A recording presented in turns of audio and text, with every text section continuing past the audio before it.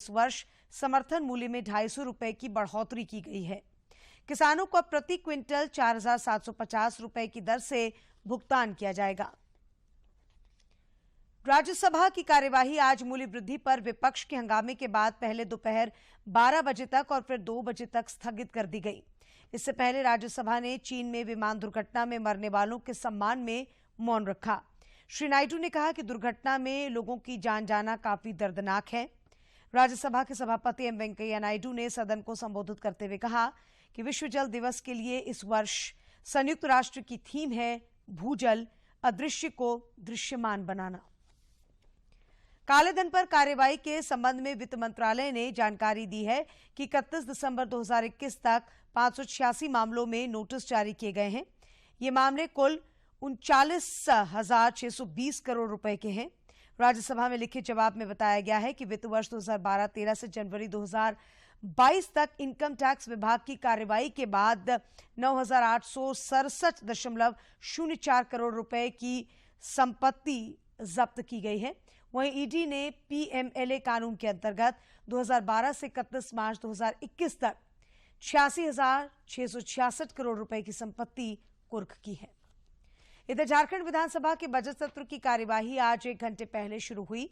सदन में सदस्यों ने जनहित से जुड़े प्रश्नों को उठाया, जिसका जवाब प्रभारी मंत्रियों ने दिया। कार्यवाही आरंभ होते ही विधायकों ने अवैध खनन से लेकर भ्रष्टाचार तक के मामलों पर हमला बोल दिया। कांग्रेस विधायक इरफान अंसारी ने कहा कि जामताड़ा जिले के बोका पहाड़ी में सेटिंग गेटिंग से पत्थर का अवैध खनन हो रहा है। जहां अवैध खनन हो रहा है वहां आदिवासियों का धार्मिक स्थल है। विधानसभा के बजट सत्र के दौरान आज विधायक सरयू राय ने खनन लीज का मामला उठाया। उन्होंने कहा कि मात्र 10 दिन बचे हैं और सरकार की ओर से अभी तक निविदा नहीं जारी की गई है। उन्होंने सरकार से जानना चाहा कि क्या इससे राजस्व की हानि नहीं हो रही है। इस पर प्रभारी मंत्री बादल ने कहा कि नीलामी की प्रक्रिया जारी है। उन्होंने स्पष्ट रूप से कहा कि समयावधि विस्तार की कोई योजना नहीं है। नहीं करेगा कि सरकार में माइनर मिनरल के में हाइब्रिड सिस्टम काम कर रहा है। 3 हेक्टेयर से नीचे की जो खदानें हैं बंदोबस्ती जिले में होती है, उसका ऑक्शन नहीं होता है। तो उसमें जो फायदा है वो फायदा तो ऑक्शन करने वालों को नहीं मिलेगा। ऑक्शन करने क्यों जाएगा? 3-3 हेक्टेयर का बंटवा लेगा, उसको लेके अपना चला लेगा। तो मेरा यही कहना है कि इस स्तर से जब तक हाइब्रिड सिस्टम खत्म नहीं करते हैं तब तक कोई भी इनका ऑक्शन में पार्टिसिपेट नहीं करेगा। महोदय, कौन नुकसान से करेगा? जो समानांतर सिस्टम चल रहा है, इससे फायदा है तो मंत्री जी बता दें। समय अवधि समाप्त होने में और नीलामी नहीं होगी तो सरकार को क्या नुकसान होगा? इससे कि नुकसान नहीं होगा, मंत्री जी बता दें। माननीय मंत्री जी, अध्यक्ष महोदय, सरकार इस क्रम में आगे बढ़ रही है अध्यक्ष महोदय, और हमने बताया कि निविदा प्रकाशन करने में थोड़ा समय लगता है अध्यक्ष महोदय, लेकिन हम अवधि विस्तार अब नहीं दे रहे हैं। स्थितियां सामान्य है अध्यक्ष महोदय, और मंत्री परिषद की स्वीकृति के बाद ही यह हमने निर्णय लिया था अध्यक्ष महोदय। उसके आलोक में विभाग निविदा प्रकाशन शीघ्र कर। सदन में आजसू पार्टी अध्यक्ष सुदेश महतो ने सरकार पर आरोप लगाया कि मंत्रियों की ओर से गलत जवाब दिया जा रहा है। अध्यक्ष रविंद्रनाथ महतो के निर्देश पर संसदीय कार्य मंत्री आलमगीर आलम ने बताया कि 70 क्रशरों का निबंधन रद्द किया गया है और यही परंपरा है जो चलती रहती है। अगर इसमें किसी सुधार की गुंजाइश है तो उस पर निर्णय लिया जाएगा। स्थानीय जो विधायक है उन्होंने भी इस बात की पुष्टि की है। अध्यक्ष महोदय, सदस्य आपसे संरक्षण चाहता है कि सही जवाब मिले। अगर नहीं मिल रहा है, मंत्री जी का जवाब गलत है तो चुनौती देने का तो अधिकार हमारा है। हम लोग चुनौती देना चाहते हैं, हम चुनौती दे रहे हैं कि वो गलत जवाब दे रहे हैं। हम ये चाह रहे थे कि सदन की समिति बनने से क्या दिक्कत है?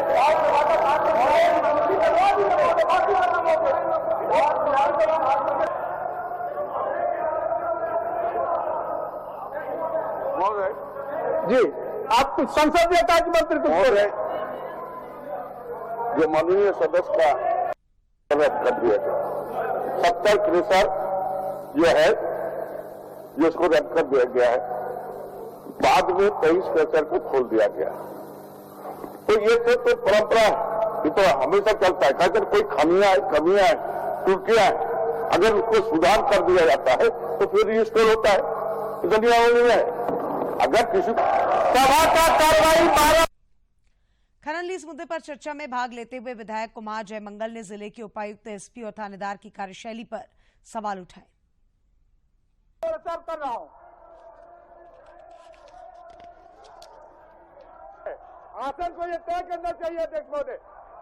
सदन में अध्यक्ष महोदय 1 नंबर गेट से घुस जाते हैं, 1 नंबर गेट से संसदीय कार्य मंत्री घुस जाते हैं, सीएम साहब घुस जाते हैं, लेकिन आपने कभी विधायकों से पूछा है कि 3 नंबर गेट से जब विधायक घुसते हैं तो मार्शल छोड़ के कोई भी सरकारी पदाधिकारी। स्थानीय नियोजन नीति निर्धारित करने एवं 1932 के खतियान लागू करने जैसे मुद्दों को लेकर कई राजनीतिक और गैर राजनीतिक संगठन इन दिनों झारखंड विधानसभा के भीतर और बाहर धरना प्रदर्शन कर रहे हैं। इसी क्रम में आज आदिवासी छात्र संघ द्वारा विधानसभा का घेराव करने का प्रयास किया गया, मगर पुलिस की भारी बैरिकेडिंग के कारण प्रदर्शनकारी विधानसभा तक नहीं पहुंच पाए और कूटे अवस्थित सीआईएसएफ कैंप के पास से अपनी मांगों को लेकर नारेबाजी की। स्थानीय नीति में 1932 का केवल खतियान को आधार मानना होगा, ये मेरा पहला मुद्दा है।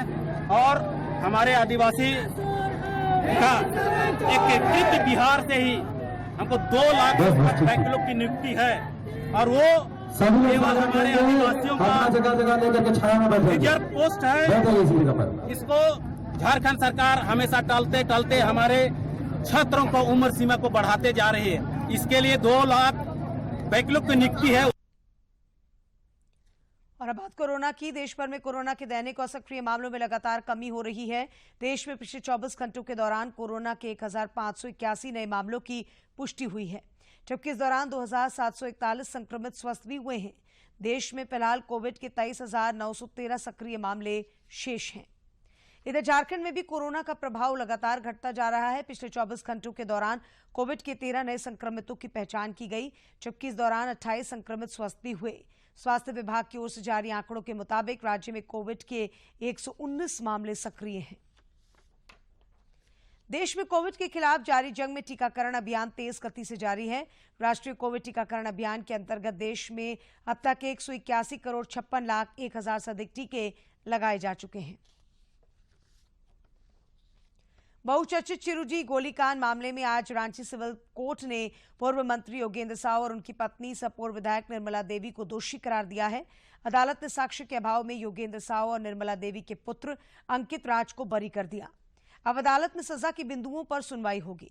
गौरतलब है कि वर्ष 2015 में एनटीपीसी के खिलाफ सत्याग्रह के दौरान प्रशासन से आंदोलनकारियों की झड़प हुई थी, जिसमें कई लोगों की मौत हो गई थी। इस मामले में प्रशासन ने 2 दर्जन से अधिक मामले दर्ज कराए थे।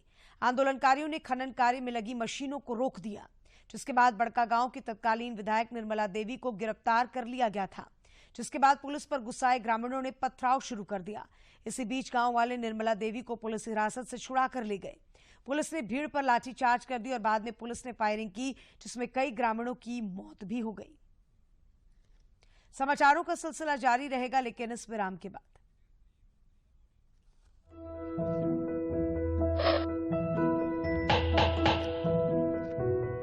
अगर मैं नियमित रूप से अभ्यास करना छोड़ दूं, तो दीपिका कुमारी आर्चरी चैंपियन नहीं बन सकती। इसी तरह टीबी की दवा नियमित रूप से नहीं लेने से इलाज कठिन हो सकता है। 2 हफ्ते से ज्यादा खांसी, रात में पसीना और हल्का बुखार या वजन कम हो रहा हो तो बलगम की सरकारी अस्पताल में मुफ्त जांच जरूर कराएं। राष्ट्रीय स्वास्थ्य मिशन झारखंड सरकार द्वारा जनहित में जारी। विराम के बाद आपका एक बार फिर स्वागत है। पद्म पुरस्कार विजेताओं ने आज नई दिल्ली में राष्ट्रीय समर स्मारक का दौरा किया। राष्ट्रपति रामनाथ कोविंद ने कल राष्ट्रपति भवन में आयोजित नागरिक अलंकरण समारोह में वर्ष 2022 के लिए 2 पद्म विभूषण, 8 पद्म भूषण और 54 पद्मश्री पुरस्कार प्रदान किए थे। गृह मंत्रालय ने कहा कि प्रधानमंत्री नरेंद्र मोदी की पहल के तहत पहली बार पद्म पुरस्कार विजेताओं ने राष्ट्रीय समर स्मारक का दौरा किया।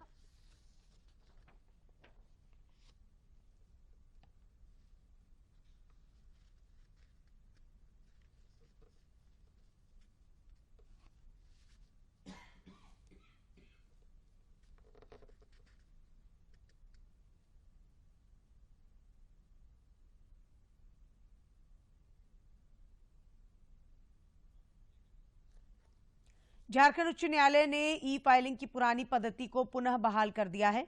कोरोना काल के दौरान एडवोकेट एसोसिएशन की मांग पर ई फाइलिंग और एफिडेविट के मामलों में अवधि विस्तार की छूट दी गई थी। पिटीशन याचिका दायर की गई थी जिसमें यह मांग की गई थी कि जो एफिडेविट का समय 1 सप्ताह का है उसे बढ़ा दिया जाए, जिसे स्वीकार करते हुए माननीय उच्च न्यायालय ने कोविड के दुष्प्रभाव को देखते हुए इन सारी व्यवस्थाओं को, जिसमें ई फाइलिंग, ड्रॉप बॉक्स और एफिडेविट में समयावधि को बढ़ाया था, उसे आज पुनः बृहत पीठ, जिनमें कि माननीय मुख्य न्यायमूर्ति डॉक्टर रवि रंजन, न्यायमूर्ति सुजीत नारायण प्रसाद एवं न्यायमूर्ति राजेश शंकर की खंडपीठ ने इस व्यवस्था को आज समाप्त करने का निर्देश दिया है। अब पूर्व की भांति फाइलिंग एवं एफिडेविट की व्यवस्था बरकरार रहे। विश्व जल दिवस के मौके पर खूंटी जिला प्रशासन, ग्राम सभा और स्वयंसेवी संस्था सेवा वेलफेयर सोसाइटी ने बोरी बांध बनाकर एक मिसाल कायम की है। जिले के घाघरा स्थित बनई नदी में बोरी बांध बनाकर जल स्तर को बढ़ाने का प्रयास किया गया है। प्रकृति की गोद में बसा खूंटी जिला प्राकृतिक संपदा और छोटे छोटे नदी नालों से भरा पड़ा है। स्थानीय लोगों का मानना है कि जल संचयन से पेयजल के साथ साथ सिंचाई की सुविधा भी उपलब्ध हो रही है। ऐसे में बोरी बांध का निर्माण किसानों के लिए वरदान से कम नहीं है। 20 एकड़ में यहाँ पर तरबूज लगा हुआ है, तो डीसी सर आश्वासन दिए हुए कि 2 सोलर प्लेट लगा के, मशीन लगा के उसमें सिंचाई का सुविधा दिया जाएगा। हम लोग का बोरी बांध से 1 नंबर में हम लोग का तरबूज पटेगा, 2 नंबर में गाय बछड़ा सभी नहाना धोना सबके लिए बहुत अच्छा हुआ। गनालोई पंचायत के मुखिया हन्ना डोडराई का मानना है कि ग्राम सभा की सामूहिक भागीदारी से जल संरक्षण को बेहतर बनाया जा सकता है। ग्राम सभा अपना जो भार था उसको स्वयं उठाया और सेवा वेलफेयर सोसाइटी के माध्यम से सहयोग ले करके मिलके उन लोग विचार विमर्श किए और विचार विमर्श करने के बाद हम लोग का घाघरा ग्राम में बोरी बांध बनाया है। वहीं तमाड़ के पूर्व विधायक कालीचरण मुंडा ने कहा कि जनशक्ति से जल शक्ति की ओर चलाया जा रहा कार्यक्रम एक सराहनीय पहल है। इससे सिंचाई के साथ साथ गर्मी के दिनों में जानवरों को पानी के लिए परेशान होने की जरूरत नहीं पड़ेगी। जल जंगल जमीन के लिए लोग लड़ाई लड़ रहे थे।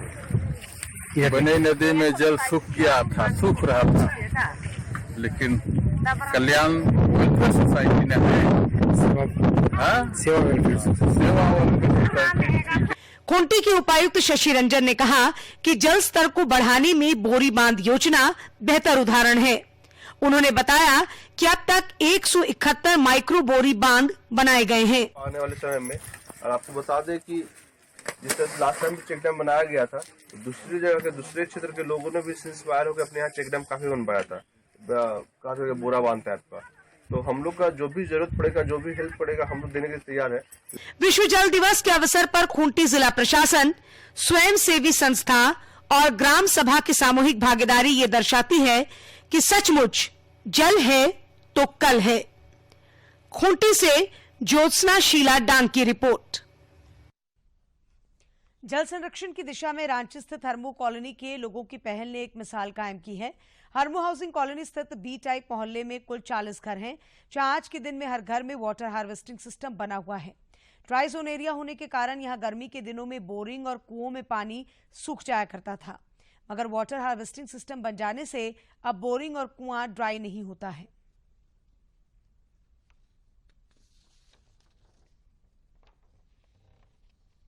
चाहा था कि देखो भाई, इतना क्राइसिस हो जाएगा, कल को पानी नहीं मिलेगा तो कितनी आफत होगी, तो ऐसा क्यों ना करें कि रेन वाटर हार्वेस्टिंग हम लोग करें। तो क्या करना होगा, टेक्निक, उसका जो भी टेक्निकल नॉलेज था हम लोग उसको ऑब्जर्व करके किसी लेबर मिस्त्री ठेकेदार को देकर सब घर में हम लोग ने 8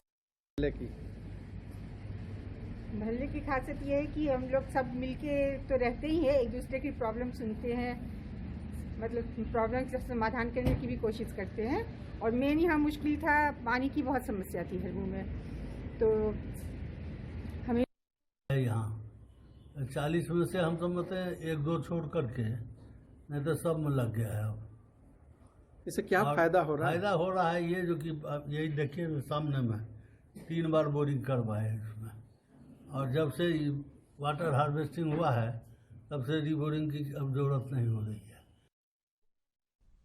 विश्व जल दिवस के अवसर पर रांची विश्वविद्यालय के जियोलॉजी विभाग में आम लोगों में जल के महत्व को समझाने एवं जल संरक्षण की उपयोगिता पर चर्चा करने के उद्देश्य से एक कार्यक्रम आयोजित किया गया। विभाग के अध्यक्ष डॉक्टर विजय सिंह ने इस मौके पर भूगर्भ जल स्रोतों की रक्षा करने की बात कही और इस पर नए शोध करने का आह्वान किया। इसको रेखांकित किया गया, छात्रों से, शोधकर्ताओं से अपील की गई कि वो इस दिशा में सामाजिक दायित्व का निर्वहन करते हुए अपने शोध कार्य को करें, जिस पर काफेगा तभी जिंदगी बचेगी। पानी नहीं बचेगा तो न प्रतिष्ठा बचेगी न जिंदगी बचेगी। जल जीवन मिशन के तहत रामगढ़ जिले के रामगढ़ प्रखंड सभागार में आज विश्व जल दिवस के मौके पर एक कार्यशाला का आयोजन हुआ। इस कार्यशाला में जल गुणवत्ता विषय पर जिला स्तरीय संवाद कार्यक्रम संपन्न हुआ, जिसमें जिले के उप विकास आयुक्त, सिविल सर्जन, केंद्रीय जल शक्ति मंत्रालय द्वारा सम्मानित मुखिया के अलावे कई गणमान्य लोग उपस्थित थे। उपस्थित सभी लोगों ने जल की गुणवत्ता एवं इसकी बर्बादी को रोकने के प्रति लोगों को जागरूक किया।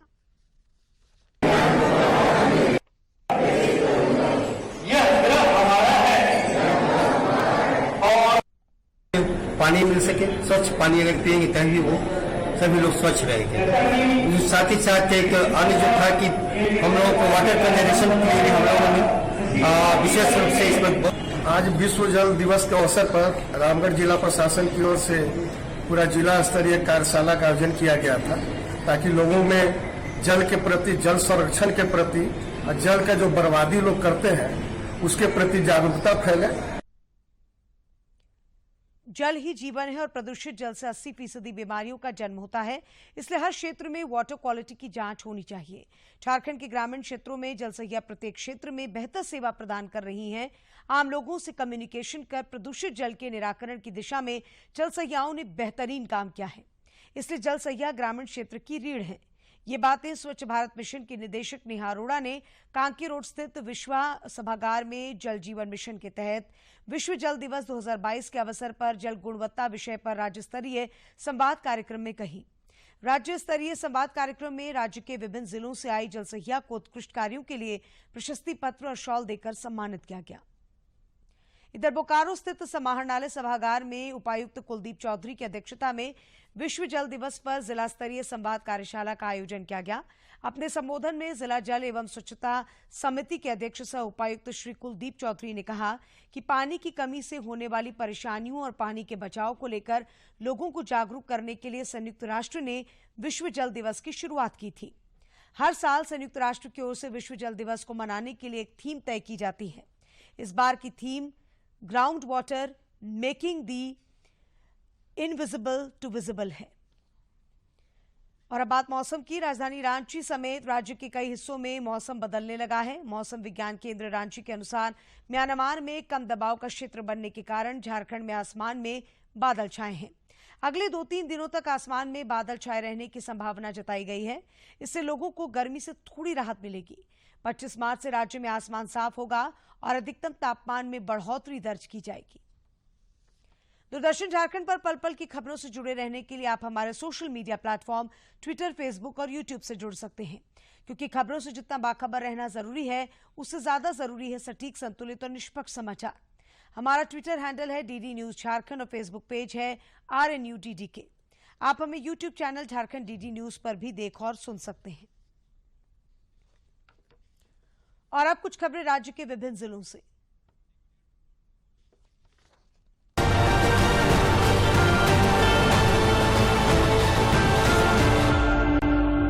लातेहार की उपायुक्त की अध्यक्षता में आज जिला स्तरीय पर्यटन संवर्धन समिति की समीक्षात्मक बैठक हुई।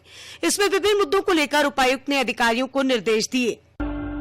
हजारीबाग के उपायुक्त कार्यालय कक्ष में साप्ताहिक जनता दरबार का आयोजन किया गया, जिसमें दूर दराज से आए लगभग 2 दर्जन से अधिक लोगों ने अपनी समस्याओं से अवगत कराया। इन समस्याओं के निवारण हेतु संबंधित पदाधिकारियों को निष्पादन करने के निर्देश दिए गए। विश्व जल दिवस के अवसर पर आज खूंटी के घाघरा गांव में बोरी बांध निर्माण के लिए संयुक्त रूप से श्रमदान किया गया। उपायुक्त ने कहा कि जागरूक दृष्टिकोण के साथ ग्रामीणों की सामूहिक भागीदारी से निश्चित ही जल संरक्षण के उद्देश्यों को गति मिलेगी। इधर धनबाद में भी विश्व जल दिवस के अवसर पर जिला स्तरीय संवाद में डीडीसी ने कहा कि जल सहिया फ्रंटलाइन वर्कर हैं। जल सहियाओं को संबोधित करते हुए उन्होंने कहा कि वे लोगों को बताएं कि जितना चाहिए उतना ही जल का इस्तेमाल करें। वार्षिक माध्यमिक एवं इंटरमीडिएट परीक्षा 2022 के सफल संचालन हेतु कोडरमा के उप विकास आयुक्त की अध्यक्षता में बैठक संपन्न हुई। इस दौरान उप विकास आयुक्त लोकेश मिश्रा ने परीक्षा के दौरान विधि व्यवस्था बनाए रखने को लेकर संबंधित दंडाधिकारियों को आवश्यक दिशा निर्देश दिए। गुमला में पीएलएफआई के 1 लाख के इनामी नक्सली बातो टोप्पो सहित 3 नक्सलियों को पुलिस ने गिरफ्तार किया है। एसपी एहतेशाम वकारीब ने ये जानकारी दी। सिमडेगा जिले के ठेठई टांगर पुलिस ने नाबालिग युवती के साथ दुष्कर्म के 4 आरोपियों को गिरफ्तार कर जेल भेज दिया है। बताया गया कि रेंगारी थाना क्षेत्र निवासी एक नाबालिग युवती रविवार को अपने दोस्त के साथ किसी काम से सिमडेगा आई थी, जहां आरोपियों ने सामूहिक दुष्कर्म की घटना को अंजाम दिया। जमशेदपुर के मानगो में महिला से चेन छिनताई की घटना सामने आई है। नकाबपोश अपराधियों ने पीछे से महिला पर झपटा मारकर इस घटना को अंजाम दिया। पुलिस घटना की तफ्तीश में जुटी है।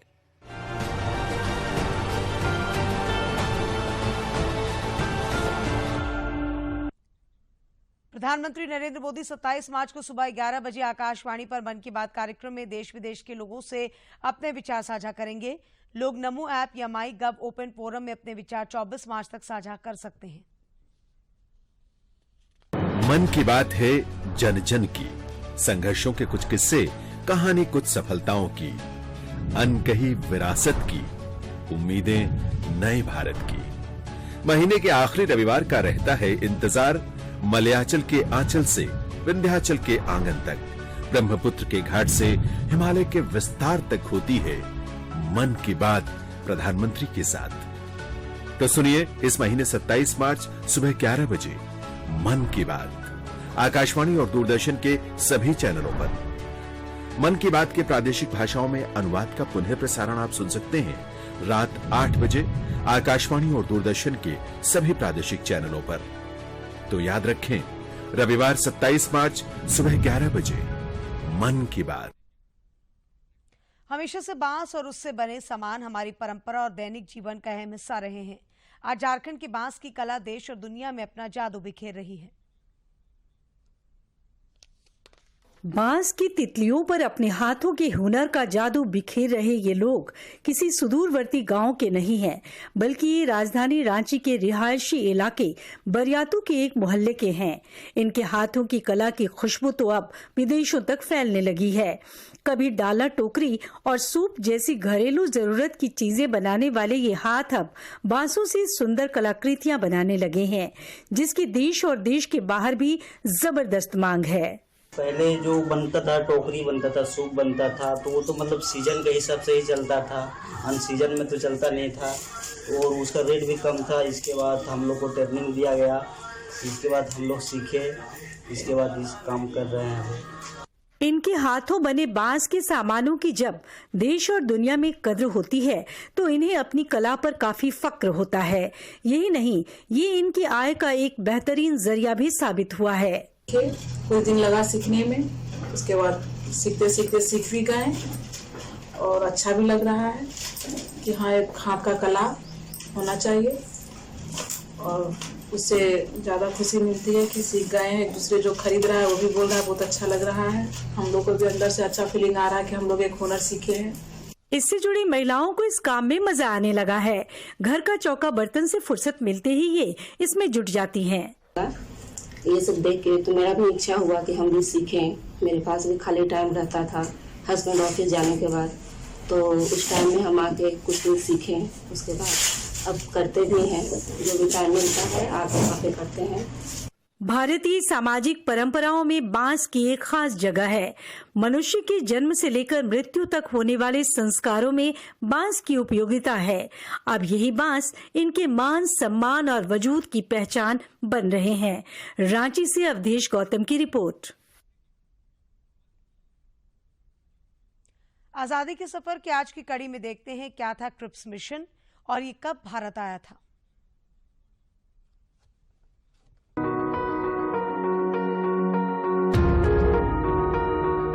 आज ही 22 मार्च 1942 को ब्रिटेन के वरिष्ठ मंत्री सर स्टीफर्ड क्रिप्स के नेतृत्व में क्रिप्स मिशन भारत आया था। ब्रिटिश सरकार द्वितीय विश्व युद्ध के लिए भारत का सहयोग और समर्थन लेना चाहती थी। स्टीफर्ड क्रिप्स ने युद्ध समाप्त होने के बाद चुनाव कराने और डोमिनियन स्टेटस के वायदे के बदले द्वितीय विश्व युद्ध में भारत से सहयोग लेने के लिए कार्य किया। क्रिप्स ने डोमिनियन स्टेटस के प्रस्तावों पर चर्चा की, जिसे उन्होंने भारतीय नेताओं के साथ स्वयं तैयार और प्रकाशित कराया था। इंडियन नेशनल कांग्रेस ने उनके प्रस्ताव अस्वीकृत कर दिए। कोई समझौता नहीं हो पाया और क्रिप्स मिशन असफल हो गया। कांग्रेस भारत छोड़ो आंदोलन के मार्ग पर आगे बढ़ी और युद्ध के प्रयासों में सहयोग करने से मना कर दिया। इस पर अंग्रेजों ने युद्ध के दौरान कांग्रेस नेताओं को जेल में डाल दिया।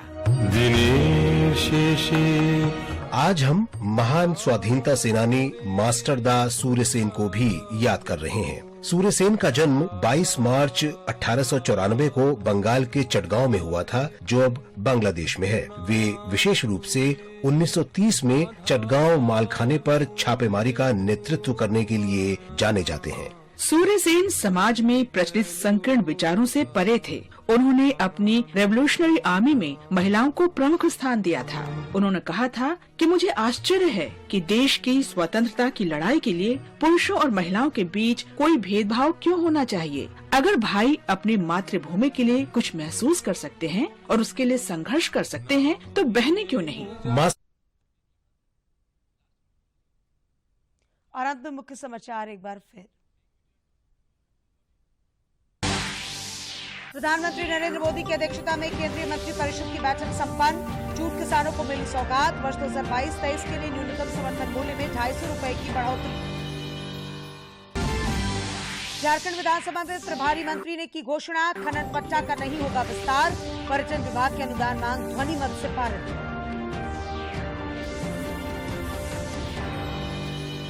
चिरुडी गोलीकांड मामले में पूर्व मंत्री योगेंद्र साहू और पूर्व विधायक निर्मला देवी दोषी करार। रांची के अपर न्यायायुक्त की अदालत ने सुनाया फैसला।